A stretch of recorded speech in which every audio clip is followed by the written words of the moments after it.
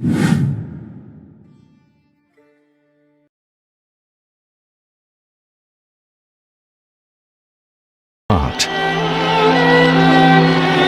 crowds of Berliners crossing the wall between the two German states will forever symbolize this event.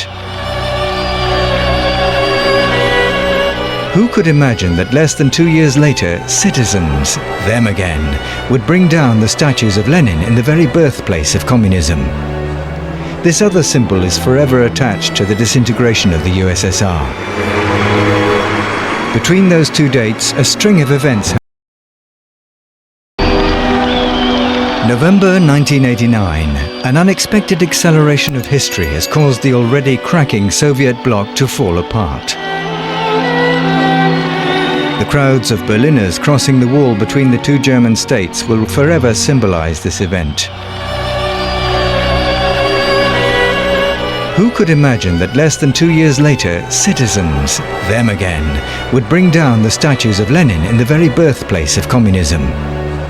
This other symbol is forever attached to the disintegration of the USSR.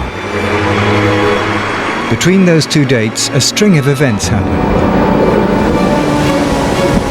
The first event in this series took place 2,500 miles from Moscow on two ships battered by a storm in the Mediterranean off the coast of Malta. It was the first meeting between Mikhail Gorbachev, General Secretary of the Communist Party of the Soviet Union, and George Bush, the newly elected President of the United States. The two men sailing towards each other on that tumultuous sea were the leaders of the world's two mightiest superpowers. George Bush, who had been President of the United States for less than a year, had succeeded Ronald Reagan, the man who referred to the Soviet Union as the evil empire and brought the nuclear confrontation with the Soviet bloc to a climax. Would Bush continue the politics of his predecessor? Mikhail Gorbachev had been Secretary General of the CPSU since 1985. He was then 54 years old. He introduced a younger spirit into the party leadership and started radical reforms. In foreign affairs, he lifted the Iron Curtain, allowing satellite countries of the USSR such as Poland, Hungary and Czechoslovakia to regain a hold on their national destinies. On the domestic front, he began to democratize the country, launching two revolutionary catchwords, glasnost and perestroika. Glasnost meaning freedom of speech, perestroika meaning restructuring of the political, economic and social system. People ask, what is perestroika? Well, it's doing your work earnestly. That's what perestroika is about. It's helping others. It's feeling the shoulders of others. That's socialism. By 1989, however, the outcome was unconvincing. Although Soviet society was starting to breathe, although press censorship had been abolished, individual liberties were more respected and arbitrary internments had disappeared, the daily life of Russians was deteriorating. That was when the Malta Summit took place. He had one crucial goal: to obtain from the Americans the end of nuclear escalation, for moral reasons of course, but also for economic ones. The drastic reduction of military expenses in his country would help him finance his famous perestroika and raise the living standards of his people. Not only the European countries, but the whole world was mired in this Cold War. You have to realize that the USSR and the United States have engulfed dozens of billions of dollars in the arms race. Just imagine what could have been done with all this money. Bush spoke this famous sentence: "The USSR is no longer our enemy. We need to get rid of the view of one another as enemies." I in turn said the same thing. We shook hands. So this gesture and this common speech symbolized the end of the Cold War. It was to us all a great achievement. A question immediately came to our minds: how shall we act in this new environment? It was difficult to answer. It was in this new political context that Mikhail Gorbachev went to Vilnius in Lithuania, where thousands of protesters demanded the country's independence. He went with his wife Raisa to assess the situation, which was becoming dangerous because Lithuania was an integral part of the Soviet Union.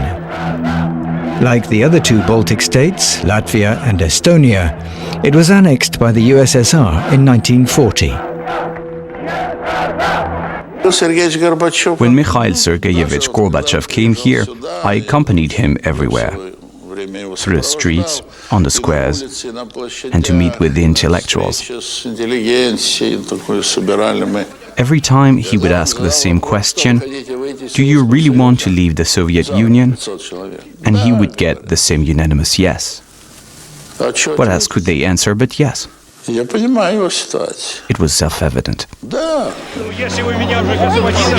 Back in Moscow, Mikhail Gorbachev drew another conclusion from his trip for his party colleagues.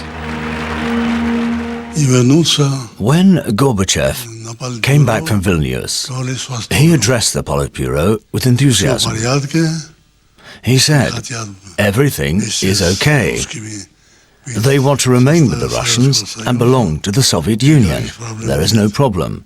However, 2 months later, Lithuania declared its independence unilaterally. For the first time in the history of the USSR, one of its republics was breaking away. It was a serious matter because it was likely to be contagious. Mikhail Gorbachev played for time, sticking to the rules he set himself when he came to power.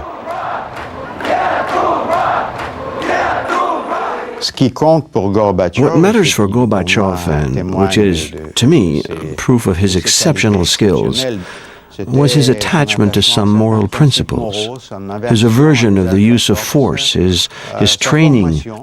Being trained as a lawyer, he held the primacy of the law in high regard.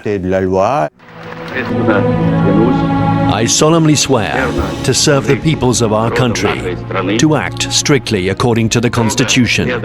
In order to continue his reforms legally, Gorbachev had himself elected President of the USSR by the Congress of the People's Deputies. In the same stride, he abolished the political monopoly of the Communist Party, introducing a multi-party system into the Soviet Union. Everything had to be radically reformed. I was aware of that.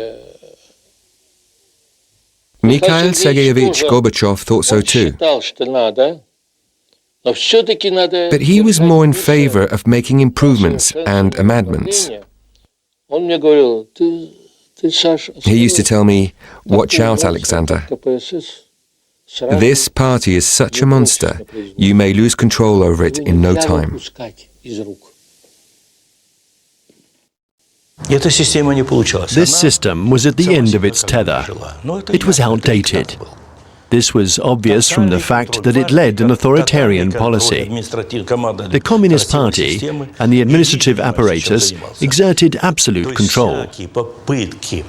As you can observe, all of my innovative steps were countered by the nomenklatura. It was always the same thing. Instead of governing the affairs and implementing the perestroika, the Communist Party set about to slow down the whole process.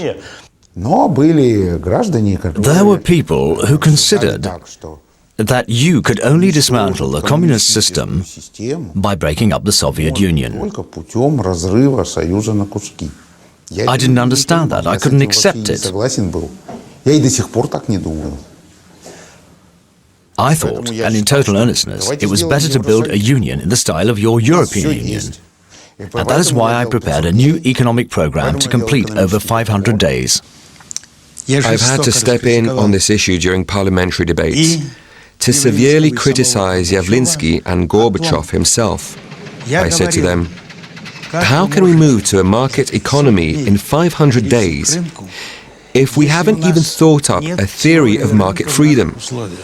How can you solve this problem within 500 days? It's madness."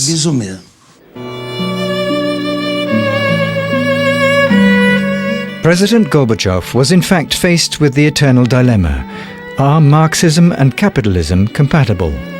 In other words, can a free market be organized within a controlled economy? Perestroika, which was supposed to deal with this, did not have the expected effect. Opening up trade to competition was a failure because prices remained fixed and newly independent producers were not interested in selling at a loss anymore. The result was a drop in production, empty shelves in the shops, and a general shortage of everything. There's nothing in the shops. We spend our time running around. There's just nothing. Something's got to be done, please. It's not the kind of question you ask Mikhail Sergeyevich. Gorbachev was already talking about the need to liberalize the prices of indispensable goods 2 months after his election. But the closer he got to the time he had to make a decision to take his responsibilities, the more his pen was moving away from the paper. Mikhail Gorbachev procrastinated and finally gave up his program, but it was too late. The dollar, traded underhand, became the reference currency. The ruble collapsed. Inflation was shooting up. Beggars appeared in the Moscow streets, a sight unseen before. Salaries and pensions were not paid regularly anymore. With hindsight, 20 years later, Mikhail Gorbachev was very critical of this aborted program for lightening economic change. In fact, it was a big mistake. It's impossible to make a transition from one economic system to another within 500 days. We failed. We really failed. The failure was so extensive that on the 1st of May 1990, for the first time in the history of the Soviet Union, a leader of the country was forced to leave the official podium on the Red Square by the booing of the crowd. It was then that a man who'd been out of favor for several years came to the fore, Boris Yeltsin. He was a high official, an important provincial apparatchik, appreciated for his efficiency and outspokenness, and had been first secretary of the party in Moscow before being ousted by Gorbachev for criticizing the slow progress of perestroika. I must admit that Yeltsin's appointment was a joint mistake in the party. We discussed it at length. Should we accept him among us or not? I was told, Mikhail Sergeyevich, he is trustworthy. He should be on our team. He won't hesitate. He'll make decisions. So we took him. And how did it all end? Well, that you know. Elected deputy of the people at the head of the communist reformers, Boris Yeltsin never lost an opportunity to show his hostility to Gorbachev. He regularly attacked him in parliament. Time has come to present society with an objective picture of the situation. That's what Mikhail Gorbachev could have done. He is the one who proclaimed the perestroika, and of course his responsibility is foremost in the crisis it is currently undergoing. Gorbachev's foreign policy was just as criticized as the failings of perestroika. He was accused of having yielded to Western powers, not only by not seriously negotiating the departure of Soviet troops from East Germany, but also on a much more important matter. The Bush administration told Mikhail Sergeyevich, we all agree there has to be a united Germany. This question can no longer be put off. There has to be, it's historical justice. But what do we do with a united Germany? What do you do with it? Where do you put it? So one solution was to put Germany in NATO so you could control it. But Gorbachev didn't like the idea. It was too big of a capitulation, too big of a concession. And then Gorbachev was told, or he asked for, I don't know which, that if Germany is in NATO, NATO will never move eastward. In other words, NATO will end in Germany, will stop at Germany. Gorbachev was given that promise, but he made a mistake. He trusted the Americans. Indeed, it was obvious that the Poles, Hungarians and Czechs would do everything to enter NATO, thus pushing the limits of the organization to the very borders of the USSR. Increasingly weakened, Gorbachev nevertheless won a victory when he was reappointed Secretary General by the 28th Congress of the Communist Party. Conservatives were put in a minority. But suddenly, in a spectacular move, Boris Yeltsin slammed the door of the party. No one else but me saw him in that state. He was livid, deeply upset. He who had sucked the milk of the communist mother, he who owed his whole life to communism, had to part with all that.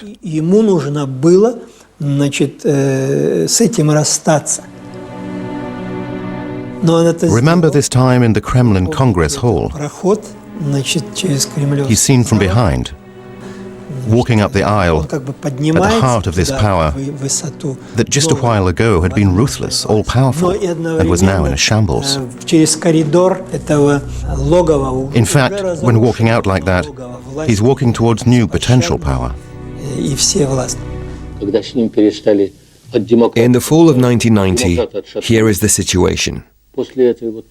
Democrats have dropped Gorbachev after he abandoned the 500-day program. And communists, too, turned away from him on the grounds that, what use can you be after all you've done to us? So he was left hanging in the air. In this vacuum, President Gorbachev was forced to choose. As he could not possibly get along with Yeltsin for political and personal reasons, he turned to the communists, although they blamed him for breaking the monopoly of their party. In the autumn, he put together a new, strong-willed team with them. He appointed Boris Pugo, Minister of the Interior, Dmitry Yazov, Minister of Defense, and Vladimir Kryuchkov, head of the KGB. Then he made new concessions to hardliners by appointing Gennady Yanayev, Vice President, and Valentin Pavlov, Prime Minister. This change of direction was so striking that his most faithful companion in arms, Edward Shevardnadze, walked out. This is the advent of a dictatorship.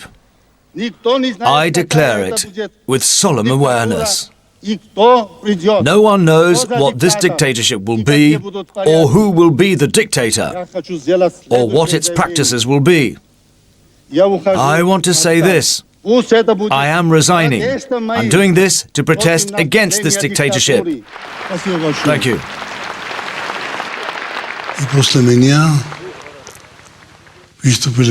After me, it was Gorbachev who spoke. He said, "This is untrue. There is no threat. If there were a genuine threat, why would he, Shevardnadze, know about it and not me? But I had reliable information. And do you know why? Because in the Foreign Office, I directed 30 to 40% of diplomats who were working for the KGB.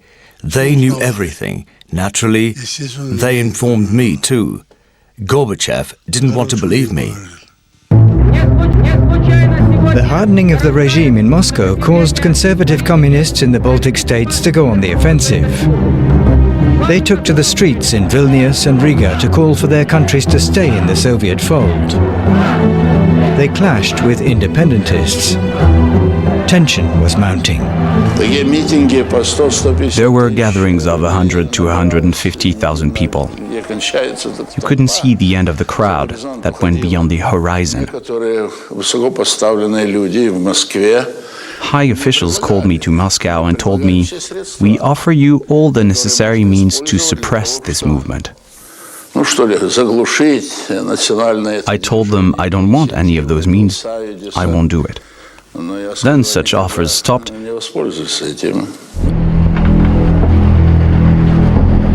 A coup was being prepared in Vilnius. Commandos were standing by. An order from Moscow, and they stepped in. Under my eyes, President Gorbachev called Yazov, the defense minister, and told him, "How long is this going to last? Why can't you get it over with this bunch of nationalists?" Yazov answered, "Mikhail Sergeyevich, You are the commander-in-chief. Give me the written order, and tomorrow not only this TV tower won't exist anymore, but there won't be anything left there. And Gorbachev said, "My word is not enough for you?" In fact, no one wanted to take it upon himself to shed blood.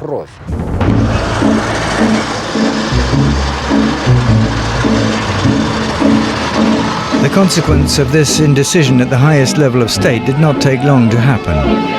The Alpha Elite Commando seized the public buildings in Vilnius and took on the nationalists entrenched in the television building. There were 14 dead and 700 wounded.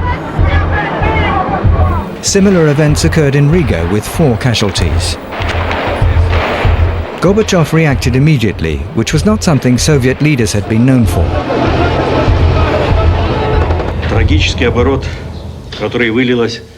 I deeply regret the tragic events that happened recently in Lithuania and in Riga. And I express my deeply felt condolences to the families afflicted by this tragedy. The news of the casualties in Riga and Vilnius had a resounding effect in the USSR and throughout the Western world.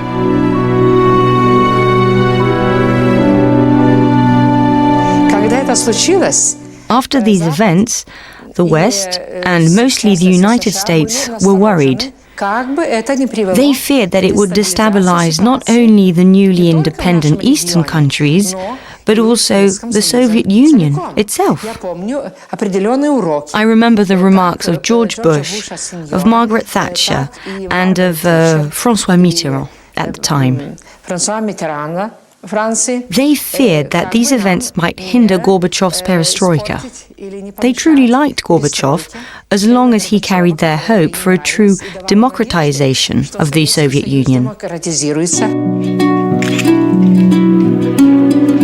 So to take another step on the long road to democracy, and in order to regain hold on the situation, President Gorbachev decided to organize a referendum, the first and so far the last one in the history of the country. The population was asked whether the USSR should be maintained according to a new Treaty of Union that was still to be defined. The answer was a 76% yes. The same day, another referendum took place in Russia alone. 70% of voters declared themselves in favor of establishing a function of President of Russia, elected by universal suffrage. On the 16th of June, Boris Yeltsin took the oath. He had just been elected as the first president of Russia. Moscow was now the seat of 2 opposing powers, that of the Soviet Union, represented by Gorbachev, and that of Russia, with Yeltsin at its head, embodying the hopes of the Russian people.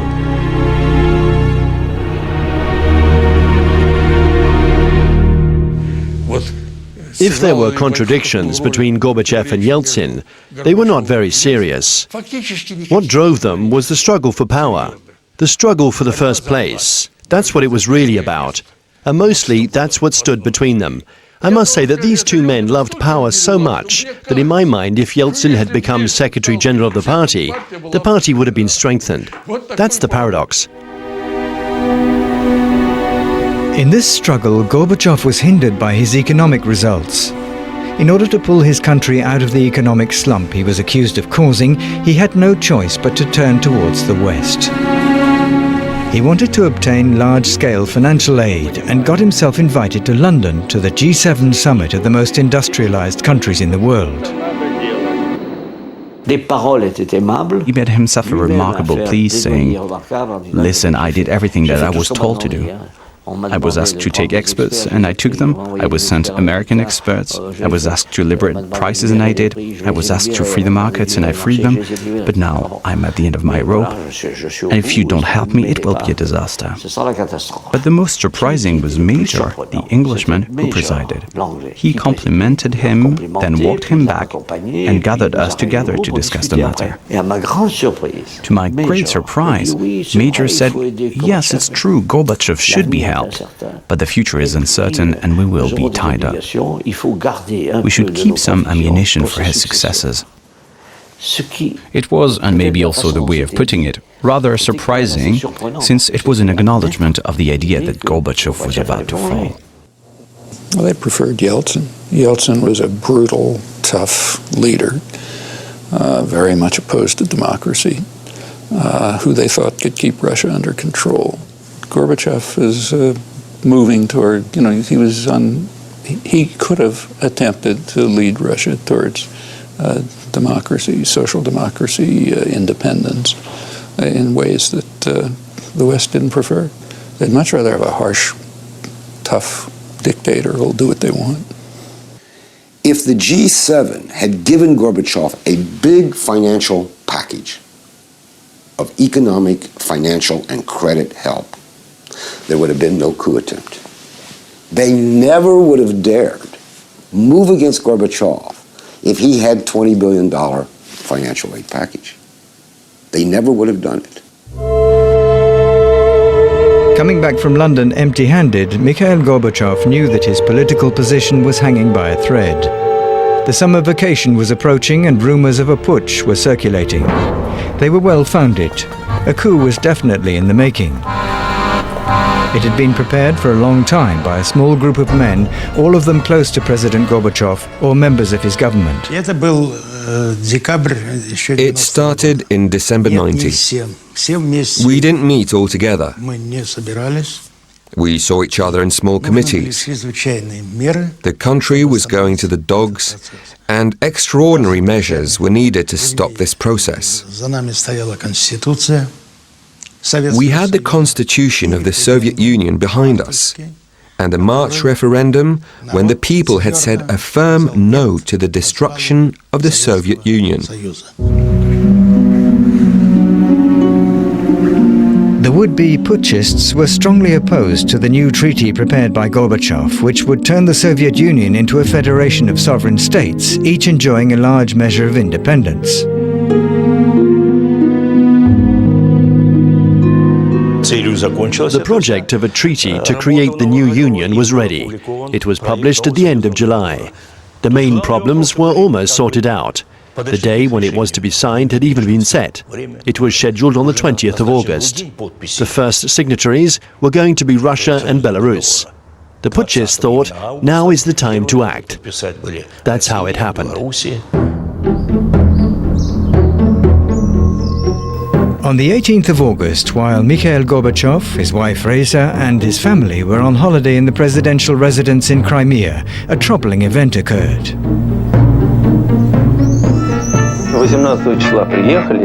The Ministry of Defense cut off the electricity and the telephone in the presidential villa. The military told me they had received the order. That's how it was. And they left the villa. Meanwhile, Soviet Navy cruisers were patrolling ostentatiously along the coast.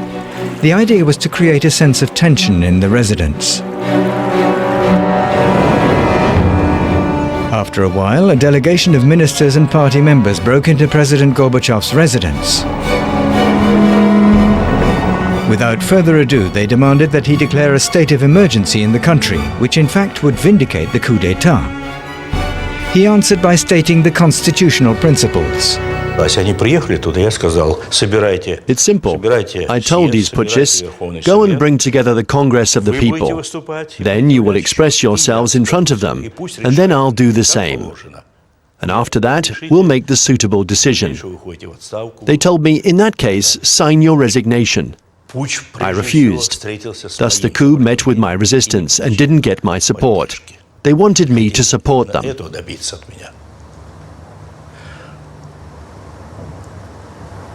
That's how things really happened. According to one of the putschists who was there, Gorbachev's behavior on that 18th of August at Foros, when the future of the regime was at stake, was very different. You know, I was there, and here's how Gorbachev behaved. He took a piece of paper and he said, well, I'll write to the President of Parliament to ask him to gather the Congress of the People. He took his pen, he took a sheet of paper, and then he fumbled with them. And then he said, but actually, why should I write? You here, go and tell the President to gather the Congress. Another participant read tacit encouragement for the coup in Gorbachev's behavior. In fact, we had a feeling that the president could not tell us openly, go ahead, guys, do your coup, take hold of Yeltsin, grab him by the feet and throw him wherever you want. No, he never said anything like that. But presidents never use that language. So the putschists entered Moscow without the official authorization of President Gorbachev and decided to precipitate the course of events. Statement of Soviet leaders. Due to the incapacity for reasons of health of Mikhail Gorbachev to fulfill his function of President of the USSR, as per line 7 of Article 127 of the Constitution, the state of emergency is declared. 500 tanks rolled into Moscow. It was Yazov, the Minister of Defense, who gave the order. They took up position in strategic places around ministries, the radio, the television. They encircled the Russian Parliament, the White House. The putschists in the Kremlin established censorship, the prohibition of demonstrations, a curfew.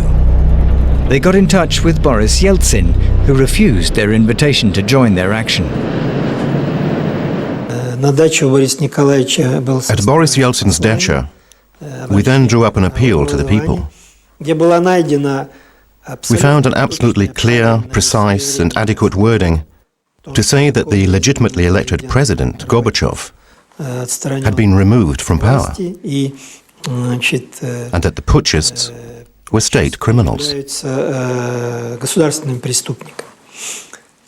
It was the key to what would happen over those 3 days.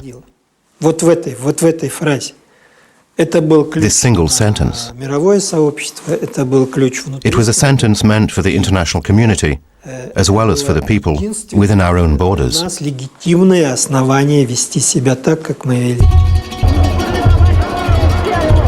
As more and more Muscovites converged towards the White House, which was encircled by tanks, Boris Yeltsin decided to go there to speak with the tank crews, most of them conscripts.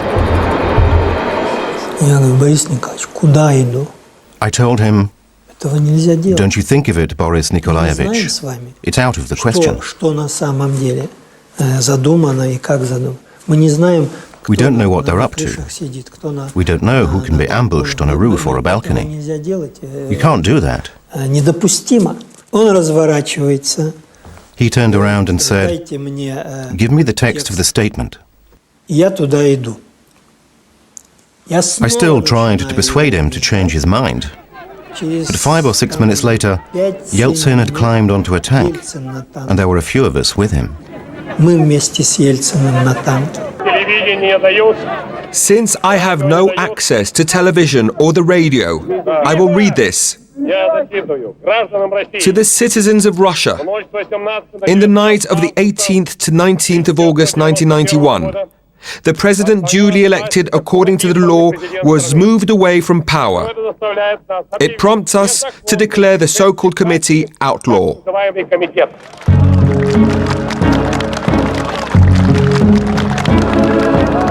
Boris Yeltsin's statement had an immediate effect on the demonstrators who had come to find a leader.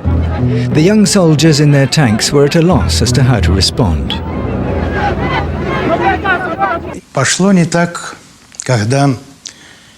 It started going wrong for us when Yeltsin and his people, the Popov, the Sobchak and so on, all these national traitors, you couldn't find another word for them, brought nearly 100,000 people in front of the White House. It sank the boat for good.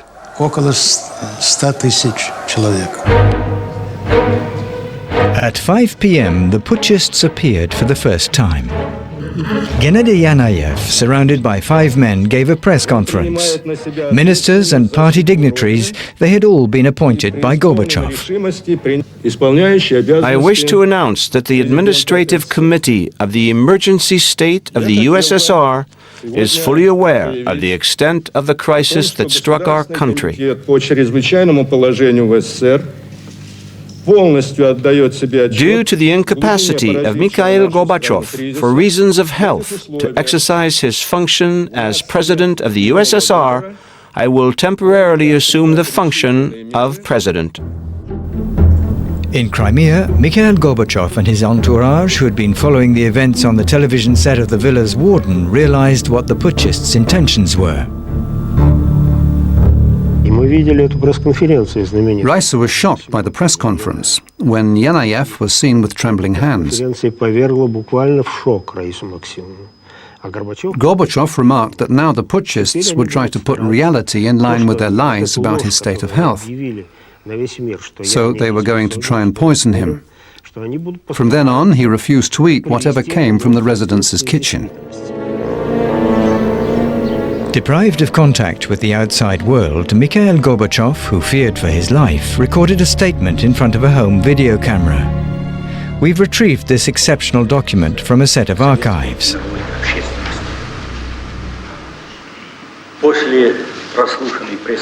After the press conference of the State Emergency Committee, led by Comrade Yanayev, I understood that the Russian and foreign public had been misinformed.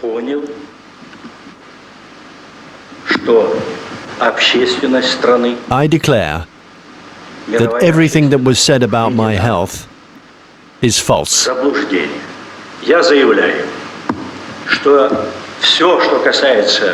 This lie served a plot against the Constitution. The lawful president is prevented from exercising his function.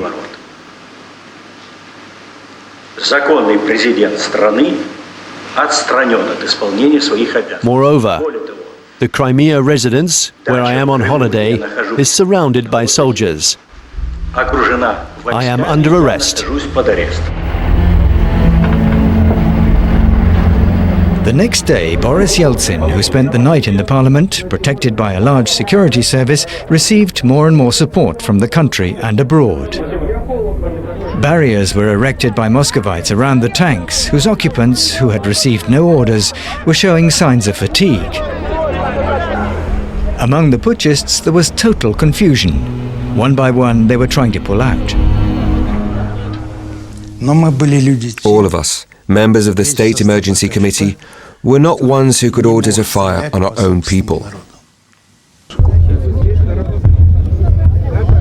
There was no civil war or bloodshed, only an accident during the night when the tanks began to leave. There was a way out, but it had been obstructed by vehicles, such as a city cleaner, a truck, a trolley bus. Behind them, there was something, probably tanks, pushing, trying to get through. I saw a man and then jump into the pit and run at full speed towards the tanks. Behind them, you had 100, 150, 200 people. When they reached the tank, they undid the cover, it was folded behind it, and threw it over the tank.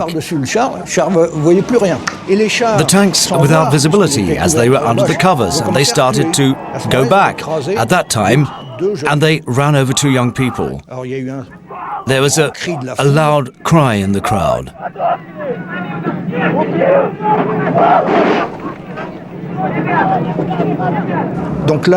The soldiers got out of the tank, and none of them was lynched. On the contrary, people told them, brothers, what were you going to do? What were you going to do? For the first time in the USSR, people acted according to their own conscience, their own interest, instead of following collective orders. On the morning of the 21st of August, the state of emergency was lifted.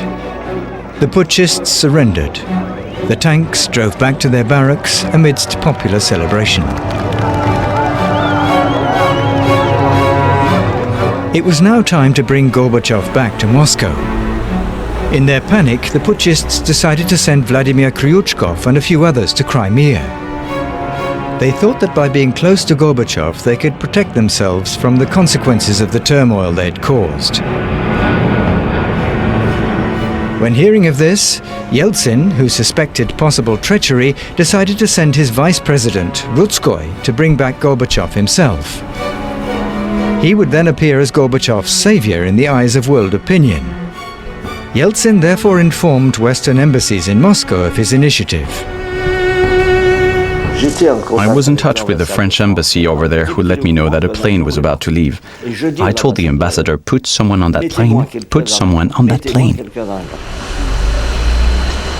That someone was a French diplomat who spoke very good Russian. He joined Rutskoy and his team, whose plane landed 2 hours later in Crimea. They immediately went to see Gorbachev.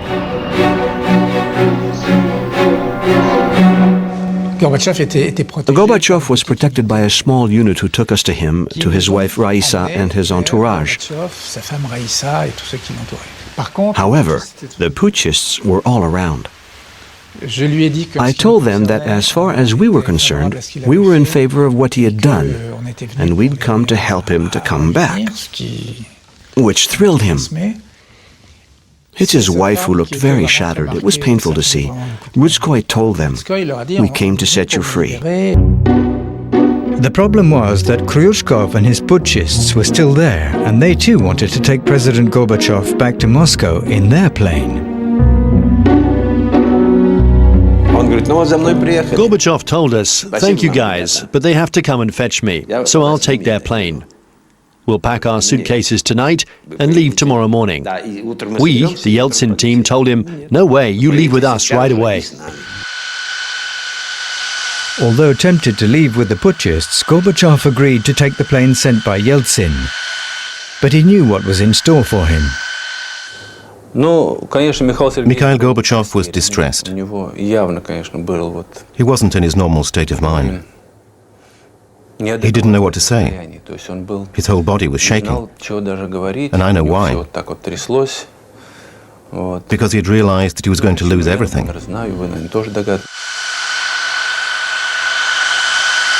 A large delegation of supporters of Yeltsin, the real winner of the putsch, greeted President Gorbachev at Moscow airport.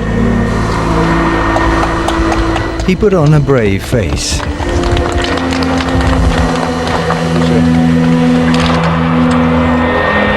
His wife Raisa and his granddaughter clearly looked shattered.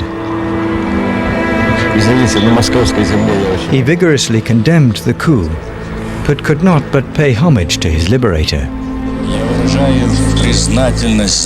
I would like to express my gratitude to the people of Russia and their president, Boris Nikolaevich Yeltsin, for their staunch opposition to this movement.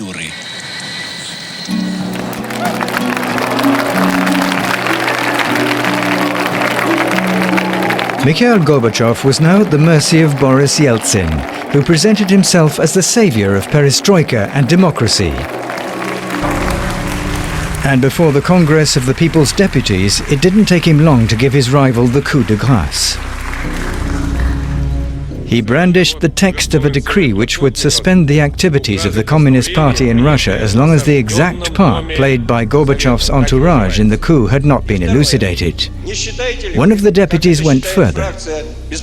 Given his role in this coup, do you agree that the Communist Party should be dissolved as a criminal organization?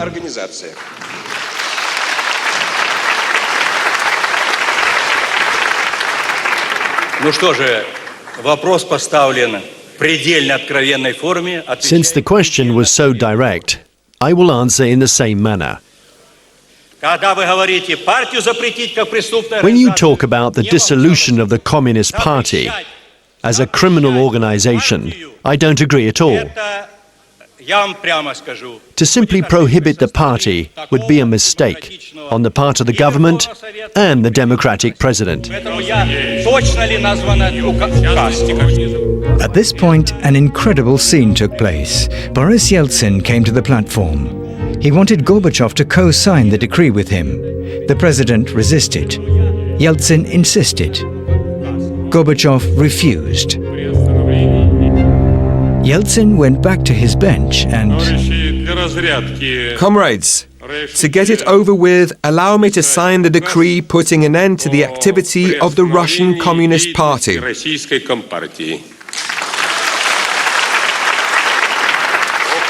The decree is signed. These pictures, aired live on all the TV sets of the USSR, accelerated the disintegration of the empire. In the following weeks, the Soviet government recognized the independence of the Baltic states, of Georgia, Armenia, Ukraine, and Belarus. That's when President Gorbachev, who was trying to maintain a link, however tenuous, between Moscow, Ukraine, Belarus, and the Asian republics, thought of creating an economic union. We worked on a new treaty of economic union, and Yeltsin was on the team. He even signed it. We published this project for a treaty and sent it off to the leaders of all the republics to be ratified. And behind my back, Yeltsin was preparing the Belovezhye agreements. Indeed, on the 8th of December 1991, in the hunting lodge of Belovezhye, in the middle of the Byelorussian forest, Boris Yeltsin secretly assembled the presidents of Belarus and Ukraine, Stanislav Shushkevich and Leonid Kravchuk. The idea was to sign a new political and economic alliance with them to ruin Gorbachev's own treaty and further undermine his function as president of the USSR.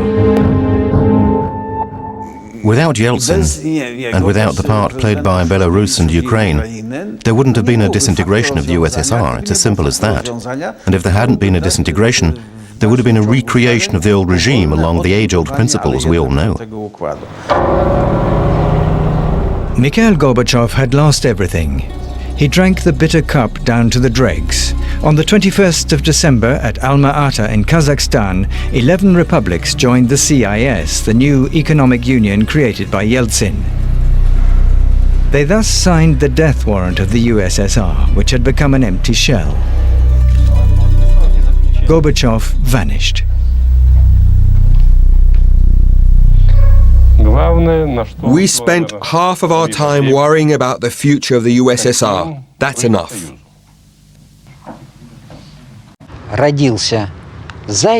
When you're born a hare, you will never turn into a wolf or a lion. Understand? Whatever the mentality and intellect of that hare, it will remain a hare. A wolf or a lion may not have much intellect, but they can, in a split second, tear your throat with their teeth. It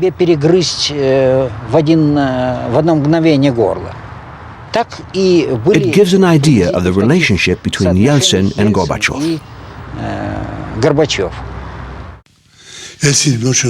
Yeltsin, it's true, was a very capable man. His only fault, he drank. If you came to see him before noon, for example, he would talk to you normally.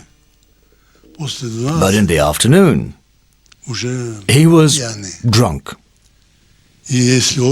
And if the vodka wasn't cool, he would shout at his assistants, "Why isn't this damn vodka cool?" Yeltsin is a clever and brave person.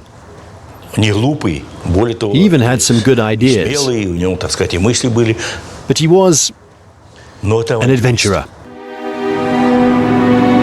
In the Kremlin, Gorbachev only ruled over the increasingly empty offices that the adventurer Boris Yeltsin was eager to occupy. Gorbachev, the apparatchik turned Democrat who sincerely believed in reforming communism, the man who destroyed the fear that had cemented the Soviet system for more than 70 years, was accused by his people of cowardice, indecision, and weakness. But then, how could such a weak man initiate perestroika? Tell me. How could he have initiated a change in the social regime? Glasnost, democratization, parliamentary life, the end of the Cold War, the end of political repression, the end of religious repression. How? Tell me. You see in what tangle of contradictions we were at the time? On the 25th of December 1991 at 7 p.m., abandoned by everyone, Gorbachev read out his letter of resignation.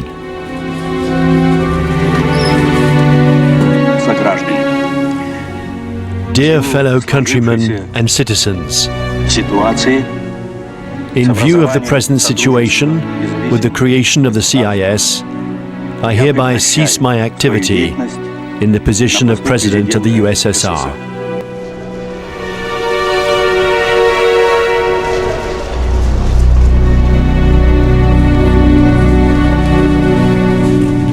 Mikhail Gorbachev's signature at the bottom of his letter of resignation was hardly dry when nearby, over the Kremlin, the flag of the USSR was lowered.